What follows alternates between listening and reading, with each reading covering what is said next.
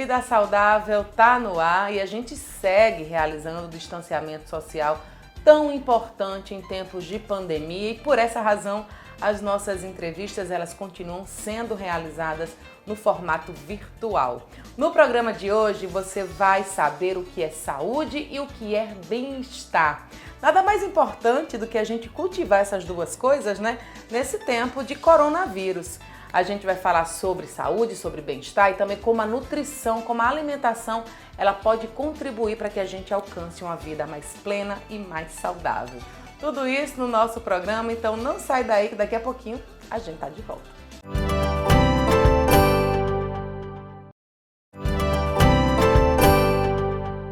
Nesse primeiro bloco, você vai acompanhar uma entrevista com Laís Crisanto, ela que é médica de família e de comunidade. Manter uma boa saúde nunca foi tão necessário. A gente vê esse cenário hoje da pandemia, em que a mídia exige da gente, né, um completo bem-estar, uma imunidade boa, prática de exercícios, boa alimentação. Tudo isso parece ser, né, uma pessoa saudável, mas nem sempre é assim.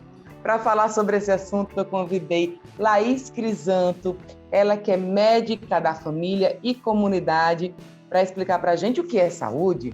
Muito bem-vinda, Laís. Obrigada, Luísa. Obrigada. Então, fiquei muito feliz com esse convite, porque realmente é um tema muito caro para mim, né? Muito valioso. Eu, enquanto médica de família e comunidade, que é uma especialidade que, apesar de algumas pessoas acharem que é uma especialidade nova, né, uma especialidade que não existia, na verdade é uma especialidade um tanto antiga, né? A gente costuma dizer que é um médico de antigamente mesmo, aquele médico que entendia o indivíduo como um todo, dentro do seu contexto familiar, dentro da sua própria comunidade, e visitava as casas, né, levava sua maletinha. Então, a medicina de família e comunidade fala muito disso, desse cuidado mais próximo, né, dos indivíduos e considerando esse conceito de saúde de uma forma mais integral, né? E aí, quando a Organização Mundial da Saúde trouxe o conceito de que saúde seria um bem-estar quase que total, assim, envolvendo vários pilares, né, da vida da pessoa, seja um bem-estar físico, psíquico, social. Isso, de certa forma, posteriormente foi criticado também, porque então, como é que a gente vai atingir saúde, afinal? Porque isso é tão amplo, é tão global, e então a gente nunca vai ser saudável.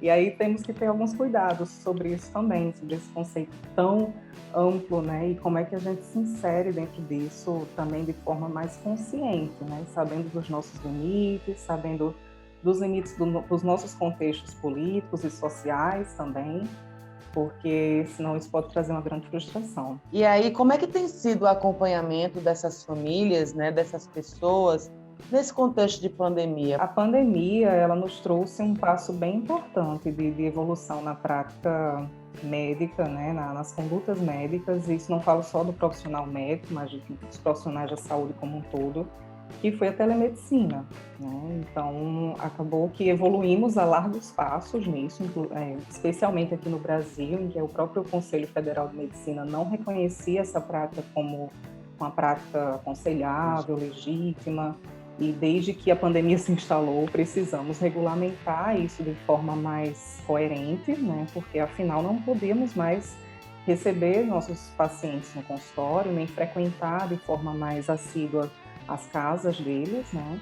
E hoje é uma prática muito comum, né? Nós temos, por exemplo, acesso a assinaturas digitais, que isso traz mais segurança, né, para a prática médica, e isso faz com que a gente consiga atender com muita qualidade, inclusive, para mim, pessoalmente, foi uma surpresa poder trabalhar com telemedicina. E a prevenção? Você como médica de saúde da família e comunidade, existe esse tipo de estratégia para prevenir e garantir a saúde do paciente? O nosso trabalho ele é pautado em diversas práticas, né, e protocolos que regem essa busca pela prevenção, né, do adoecimento dos indivíduos, e isso é pautado muito em evidências, né? Hoje se fala muito em medicina baseada em evidências, a pandemia também trouxe esse conceito mais à tona, né, para a população como um todo, e já era algo bem visto, né, na prática dos profissionais, no sentido de tentar uma prática que seja possível para a realidade daquele indivíduo, mas que seja baseada nas melhores evidências, né? E isso também serve para prevenção. Prevenir doenças não é apenas fazer exames, estar com seu check-up em dia, temos até que ter um certo cuidado sobre isso. Mas prevenir doenças principalmente inclui bons hábitos de vida. E isso pode e deve ser estimulado por um profissional de saúde bem orientado, mas também ser principalmente acolhido pelo próprio paciente. Você estava falando sobre check-ups, né? De repente aquele paciente que está sempre na expectativa, né, de fazer um exame, de descobrir alguma coisa. Isso também tem, por mais que seja muito bom, né, a pessoa está preocupada com a saúde, tem um lado negativo, né? A gente tem que ter bastante cuidado com essa prática da busca excessiva, né, por diagnósticos que, por vezes, não vão ajudar tanto no seu cuidado, né? E algo que a pandemia também tornou bem evidente foi essa busca pelos check-ups, né, pelos exames de rotina. Então, as pessoas têm buscado no sentido, na ideia de perceber, será que eu estou realmente saudável, não vou pegar esse vírus, porque afinal os fatores de risco são esses, obesidade, hipertensão, diabetes, né, e as pessoas estão preocupadas com isso, e ok, é importante realmente buscar um profissional de confiança para checar como que anda a sua saúde. Mas não espere apenas que os exames tragam esses resultados, né, seja essa busca de forma mais consciente. Até porque, num momento desse, a pessoa pode ter ali um desequilíbrio mental, emocional, porque acaba se impressionando com uma coisa, e aí a saúde, né, que deve ser aqueles indicativos de bem-estar biopsicossocial, ele vai por água abaixo. A gente tem observado, sim, nos últimos meses, são questões de saúde mental mesmo, né? Então, as pessoas chegam no consultório por alguma queixa relacionada à gastrite, ou então com alguma fadiga, né, dificuldade para dormir, se sente, enfim, com algumas dormências, né, por vezes, e pode achar que isso pode estar sendo um AVC, ou porque que as taxas estão alteradas, e de fato, se fizermos alguns exames laboratoriais, vai vir lá o colesterol alterado, vai vir sim alteração, mas não necessariamente aquilo vai justificar o que você está sentindo.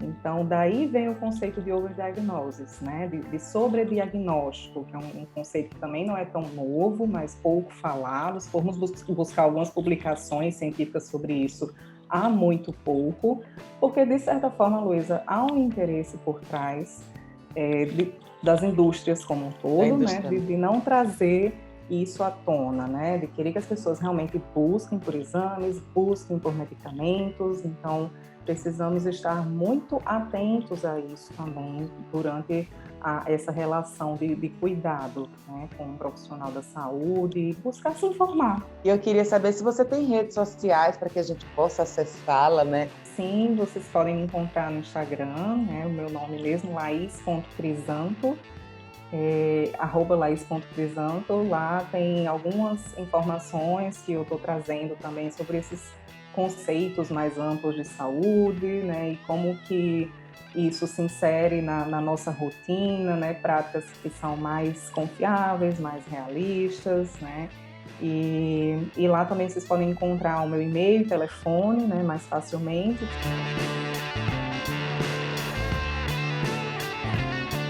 O Vida Saudável dá só um tempinho, daqui a pouquinho a gente tá de volta.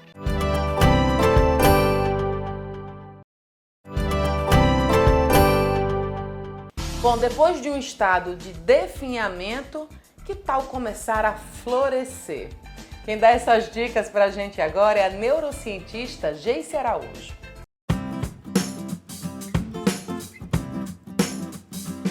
Bom, o nosso assunto é bem-estar. E se você acompanha o nosso Vida Saudável, você sabe que há uns programas atrás a gente falou sobre um estado de definhamento, que é aquele limbo em que as pessoas não conseguem ainda definir o que estão sentindo. não chega a ser uma depressão, mas também não chega a ser um estado de bem-estar. A gente retoma esse assunto agora com a minha amiga Geice Araújo, neurocientista. Muito bem-vinda, Geice. Muito obrigada, um prazer e uma honra estar aqui com vocês novamente, levando mais informações para que a gente tenha uma vida saudável, não é mesmo? Uma vida super saudável que depois de definhar, finalmente a gente chega a um estado de florescimento. Geice, eu queria que você falasse para a gente, né, de onde vem também a continuação, talvez, dessa teoria, né, dessa ideia de um estado comportamental que faz com que a gente já tenha ali um pezinho, né, na alegria, no bem-estar, né, no estado de flow. Então, quando a gente falou sobre o language, né, o definhamento, que é esse estado de estagnação, de ausência de sentido, de energia, que muita gente está se identificando nessa pandemia, né, especialmente pela falta de perspectiva que a gente está tendo. Então, é muito difícil a gente conseguir até diagnosticar, porque, como você bem colocou, não é um estado de depressão, mas também não é um burnout, nem é um bem-estar. Mas é importante a gente frisar, e é por isso que a gente está aqui hoje para falar sobre esse florescimento, que o cérebro ele é moldável, ele, na verdade, ele vai se adaptando ao longo da nossa vida, graças à neuroplasticidade, né? Então, até algum tempo atrás, a gente achava que o cérebro, ele, assim que a gente nascia, ele só desenvolvia um pouco e depois a gente só ia perdendo neurônios. E, na verdade, não é assim. Hoje a gente sabe que, dependendo dos nossos hábitos, dependendo das nossas leituras, das nossas atividades, esse cérebro ele se modifica.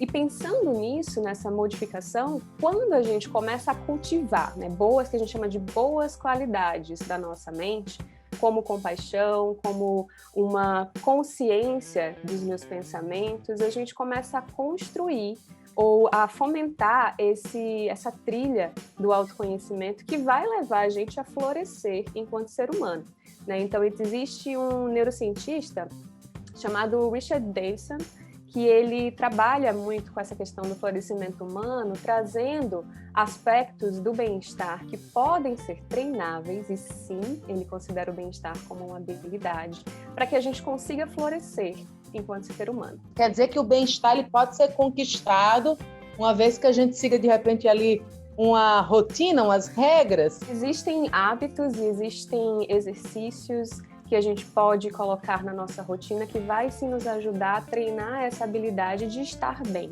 né? E não é só o estar, né? Não é só o estado de consciência, mas também mudar traços de personalidade. Então, quando a gente faz pesquisas científicas, a gente costuma aplicar alguns questionários que vão medir, por exemplo, como você está se sentindo agora, em termos de ansiedade, em termos de estresse, em termos de depressão.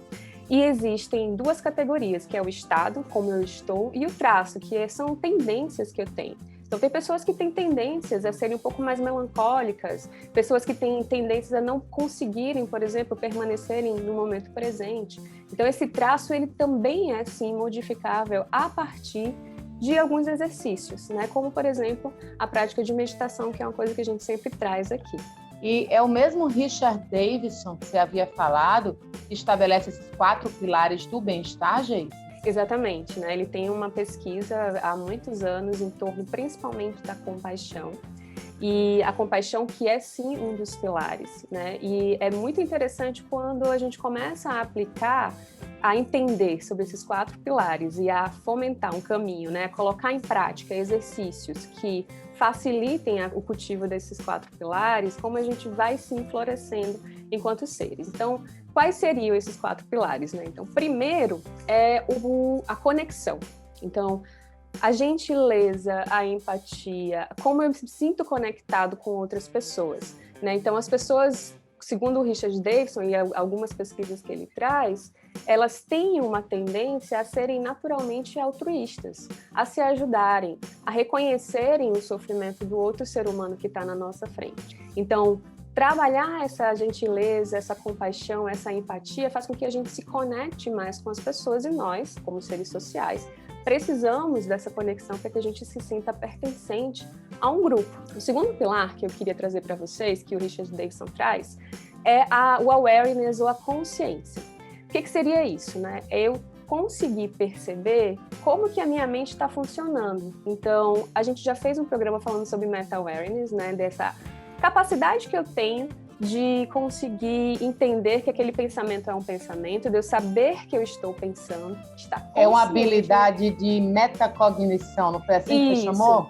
Isso, metacognição, que é o meta-awareness, né? A meta-awareness. Então, a gente consegue se dar conta disso, e nós seres humanos temos, até onde a gente sabe, essa capacidade de saber o que é que eu estou fazendo. Eu estou consciente de estar consciente, né? Então, a distração, eu estar no automático, sempre distraído, não é legal para essa habilidade de bem-estar. O terceiro pilar que a gente pode falar é o insight. Então, a gente tem história de crenças que definem como a gente percebe o mundo, a gente tem histórias que são contadas na nossa cabeça o tempo inteiro. Então, não é sobre essa história que é contada. Então, eu não quero aqui, naturalmente, modificar a história, mas como eu me relaciono com essa história. Ou seja, eu não quero modificar pensamentos a princípio, mas eu perceber o que está acontecendo, né? Ter essa metacognição, esse meta-awareness, e conseguir modificar o meu comportamento ou a minha relação em relação a esses pensamentos. Né? Então, a gente não pode impedir, por exemplo, que me venha à mente um pensamento que me traz insegurança. Agora, como que eu reajo a isso? Isso sim é treinável. Né? Então, não é mudar a narrativa, mas sim a relação que a gente tem com essa narrativa. Então, esse seria o nosso terceiro pilar. E, finalmente, o quarto pilar do bem-estar é o propósito. Né? Então, a gente conseguir qual é o nosso senso de direção na nossa vida, né? E isso parece ser um preditor psicológico, que significa que pessoas que não têm esse senso de propósito, elas são mais propensas a desenvolver doenças como Alzheimer e depressão também. Então, parece ser protetivo quando a gente tem clareza sobre esse senso de propósito, né? E como é que a gente acha esse propósito? A gente pode definir esse propósito a partir de um autoquestionamento ou de uma autoinvestigação sobre valores que são importantes para a nossa vida. Então, mais uma vez, quando a gente está distraído, quando a gente está no automático, a gente está sempre só atendendo demandas externas, a gente acaba, muitas vezes, perdendo esse senso de propósito e não seguindo os nossos próprios valores, ou até mesmo nem sabendo o que realmente importa para mim. Então, por isso que é importante a gente cultivar, né, esse senso de propósito através do autoconhecimento. Todo mundo, né, pode alcançar esse florescimento que está tão difícil em tempos, né, de pandemia, em que a maioria das pessoas estão realmente se sentindo perdidas, sem propósito, sem essa metacognição. Parece que está tudo indo ao contrário do florescimento. O que a gente pode fazer em termos individuais, né, que é o que pode ser feito a curto prazo, por exemplo? É estabelecer uma rotina em que eu consiga cuidar de mim, né? Promover esse estado de mais bem-estar, através, por exemplo, de exercício físico, de uma boa leitura, através da meditação, ter grupos, né? Grupos que possam discutir, conversar sobre coisas que importam para nós. Então, como seres sociais, nós precisamos de pertencimento, então a gente acaba trabalhando a conexão e a empatia aí. A meditação entra, especialmente as meditações que a gente categoriza como construtivas, como a prática de compaixão, entra para poder estabelecer esse awareness, ou essa consciência, essa metacognição dos pensamentos, e também entra para poder trabalhar esse senso de conexão com outras pessoas. E o propósito a gente consegue ir estabelecendo, e isso vai também se modificando ao longo da vida, a partir do conhecimento que eu tenho de mim. Então, talvez você começar a escrever, a escrita terapêutica ela é ótima para que a gente consiga identificar quais são os meus valores, qual é o meu propósito aqui, né? Ter amigos, um senso de comunidade, fazer, se possível, uma prática de meditação pela manhã, de modo que você permita que o seu corpo ele entre nesse estado de atenção plena, de presença, cuidar do seu corpo com atividade física e cuidar da sua mente com psicoterapia, se for possível. Mas, no fim, uma grande roda de conversa também ajuda muito a gente conseguir estabelecer esse estado de mais bem-estar. Deixa seus contatos, suas redes sociais, para quem quiser, né, tiver mais dúvidas, poder entrar em contato com você. Claro. Antes de deixar meu contato, eu queria falar uma coisa. Eu sempre gosto de trazer exemplos da natureza. né? Então, muitas vezes a gente tem uma roseira e essa roseira, ela começa a ficar definhando, as rosinhas, elas começam a se perderem ali. E é preciso que a gente pode para que ela possa crescer. Ou seja, é preciso que a gente tire aquilo que muitas vezes está ali há muito tempo e que não está permitindo o nosso florescimento. E para que a gente dê espaço para o novo, para que se possa florescer. Então, muitas vezes a gente está numa rotina, né, que não faz mais sentido para a gente, ou em relacionamentos, ou em relação ao trabalho. Enfim, você aí que está em casa está certamente pensando no que hoje não faz sentido, o que pode ser feito a respeito disso, né? O que pode ser tirado para que a gente possa permitir esse florescer, e florescer cada vez mais bonito, né? Porque não é à toa que a primavera vem depois do inverno. No inverno a gente tem aquele definhamento, a gente acaba perdendo as nossas flores, as nossas folhas, né, em relação à natureza. E na primavera tudo ganha vida em mais cor. Então, na nossa vida enquanto ser humano também é dessa forma. Para quem quiser saber mais sobre o meu trabalho, Instagram, geice.araújo, está aqui embaixo para vocês. E também o meu site, que é geicearaújo.com. O Vida Saudável volta logo mais, não sai daí.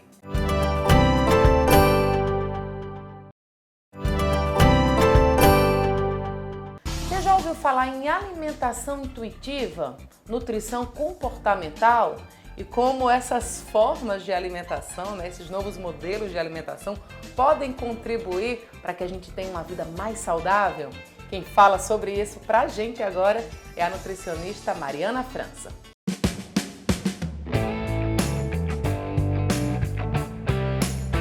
Quando estamos nos sentindo bem, nesse estado de florescimento, de bem-estar, parece que a gente consegue ter uma capacidade maior de escolher os nossos alimentos. Você já prestou atenção nisso? Bom, pelo menos o pessoal da nutrição comportamental já prestou atenção nisso e diz que realmente quanto mais saúde nós temos, né, física, mental, espiritual, a gente consegue fazer melhores escolhas na alimentação. Para falar sobre esse assunto, eu convidei Mariana França, nutricionista, a nossa eterna convidada aqui no nosso Vida Saudável. Muito bem-vinda, Mari. Obrigada pelo convite, é um prazer sempre estar com vocês conversando sobre alimentação. Não sei se é uma moda, mas pelo menos tem se falado muito, né, nesse comer intuitivo. O que a gente pode entender por esse comer intuitivo, hein, Mari? Comer intuitivo vem muito da nutrição comportamental, né, que tenta resgatar o autoconhecimento que a gente precisa ter para identificar o quando que a gente realmente está com fome e o que é que a gente precisa comer, porque nessa abordagem a gente não tem dieta, não tem aquela coisa prescrita dizendo você vai comer esse alimento, nesse horário, nessa quantidade. Inclusive, é um dos 3 princípios, né, que o comer intuitivo traz, que é você poder comer sem... Você tem a liberdade de escolher o que você vai comer e na hora que você está realmente precisando. Então, é trazer esse conhecimento, é conversar com essa pessoa para fazer com que ela tenha esse entendimento sobre o corpo, sobre as necessidades e fazer as escolhas que o seu corpo está pedindo. Então, é um resgate mesmo do que a gente deveria ter feito desde sempre, mas a gente foi evoluindo por outro lado e realmente vem ajudado muito as pessoas, principalmente as pessoas que não conseguem seguir uma dieta padrão, que já tentaram várias vezes, que já passaram por efeito sanfona e realmente tem um ótimo resultado. E eu acho que tem tudo a ver, né, com esse estado de saúde que a gente precisa, porque para a gente realmente encarar, né, não uma dieta, né, mas assim, uma melhoria na nossa, ter uma qualidade de vida, é preciso uma concentração maior, é preciso uma dedicação do seu tempo maior. E a gente só faz isso quando tem saúde, né? Exatamente. E a gente foi perdendo muito isso porque o foco saiu da gente para as nossas conquistas, né, principalmente trabalho. Você precisa render, você precisa fazer isso. E a praticidade, né, veio vindo também na indústria da alimentação, trazendo muito produto pronto, para que você não perca tempo na cozinha, para que você mate todas as suas vontades ali com aqueles alimentos que são muito saborosos e que são preparados para que eles que tragam essa sensação de prazer muito forte, muito grande. E aí a gente foi aprendendo a confortar os nossos sentimentos na comida. E aí a gente foi desaprendendo e foi chegando no ponto que para você ser saudável, você precisava restringir. E isso é muito doloroso para muitas pessoas. Então, acaba que a gente vem fazendo esse processo dentro do consultório de simplificar, de desmistificar, de reeducar mesmo as pessoas, de tranquilizar. Eu sempre falo isso, é mais de tranquilizar de que o alimento não é esse bicho todo, mas você precisa se conhecer também para poder entender o que é que você está precisando. Você falou uma hora sobre, parece que a gente tem desaprendido, né? Está regredindo. E é exatamente isso que talvez a nutrição comportamental traga. Um maior entendimento sobre as habilidades que a gente tem com relação à fome e à saciedade. Por que a gente desaprendeu até essas coisas, hein, Mariana? Então, tem um estudo super legal que fala de bebês alimentados por fórmulas com leite, um mais diluído e um mais concentrado. Então, para entender se a gente já nasce sabendo comer, sabe? Se a gente já tem essa sensação de saciedade. E o que se mostrou foi que os bebês que foram alimentados com essas fórmulas mais diluídas consumiram um volume maior para ficar mais saciado, o que faz todo sentido, porque se a comida está diluída, você precisaria comer um volume muito maior. Então, instintivamente, nós temos nós nascemos com essa capacidade de saber até que ponto nós estamos saciados e até que ponto a gente ainda precisa comer um pouco mais. Sendo que a nossa cultura envolve muita comida, então a comida é utilizada como recompensa. Se você fizer isso, você come. Se você não fizer isso, você não come. Ou quando a criança passa por um processo de estirão de crescimento ou qualquer coisa que tenha na nossa infância, e aí ela é obrigada a comer. Então, os pais sempre vão estimulando-os a coma mais um pouquinho. Então, é super comum bebês, criança que está na fase de introdução alimentar antes de 1 ano, tem dia que ela vai comer mais. E está tudo bem. Tem dia que ela vai comer menos. E, teoricamente, deveria estar tudo bem. Mas a gente acaba forçando muito essa criança a comer ou trazendo essa compensação, né, de atividades que a criança quer ou não quer fazer, e aí o castigo ou a recompensa é comida. Então isso vai desequilibrando. E como eu falei, né, a gente acaba, com o passar dos anos, não trabalhando muito o nosso emocional, e desde criança, instintivamente, quando o bebê está desconfortável, o que a mãe faz é oferecer o peito, é o alimento. Então é um aconchego.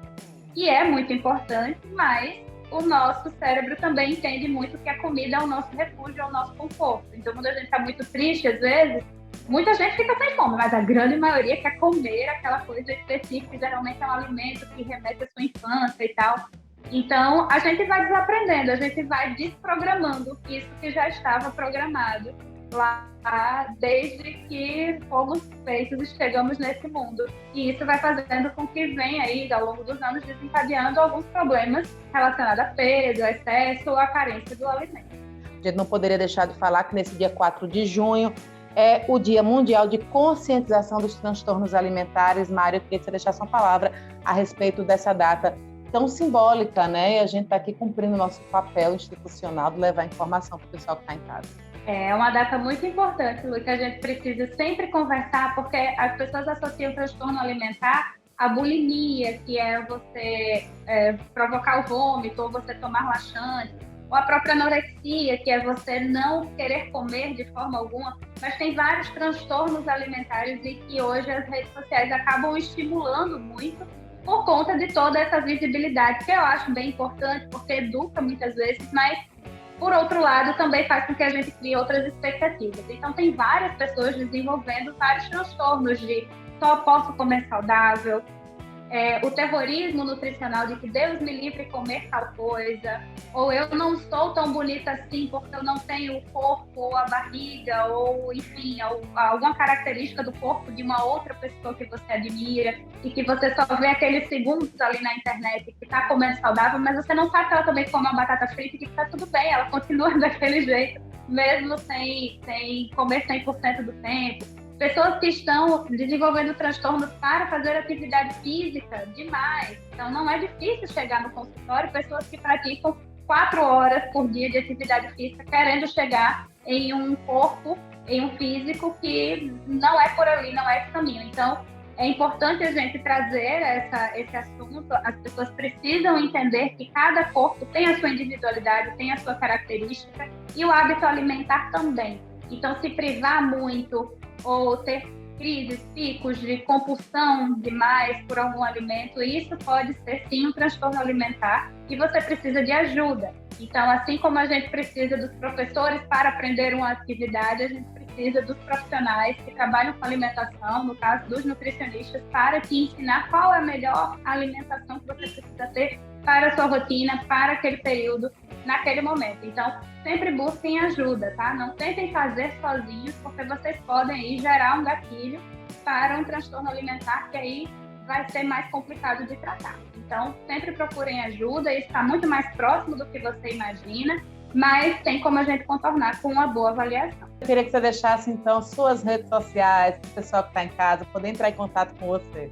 Bom, se vocês tiverem mais dúvidas, quiserem conversar comigo sobre o tema, é só entrar no Instagram, @marianafrancanutri, tudo junto, e eu tô lá trazendo receitas, falando sobre alimentação saudável e tirando as dúvidas de vocês. O Vida Saudável de hoje vai ficando por aqui. Obrigada pela companhia, viu? Não esquece de acompanhar a gente lá no Instagram, @VidaSaudávelTVAL, ou lá no meu perfil pessoal, que é o @VemCaLuísa. E não esquece, se for sair, use máscara e também o álcool gel, tá bom? Até a próxima semana. Tchau!